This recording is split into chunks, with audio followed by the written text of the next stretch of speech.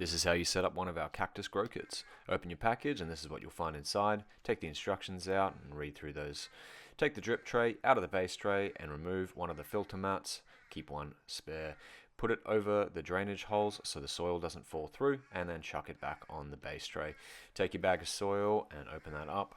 Empty it into the tray on top of the filter mat and spread it around nice and evenly, but do not compact it down. Leave it nice and fluffy. Take your Maplestone top dressing and evenly spread that over the surface. This is going to provide structure to your young seedlings.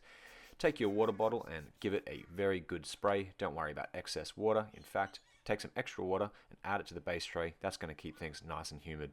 Next, put it back in the base tray and take your seeds.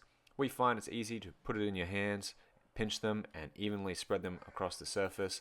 Take your water bottle and give it another good spray. That wets the seed coat, and for good measure, add a little bit to the lid, chuck the lid on, and you are done.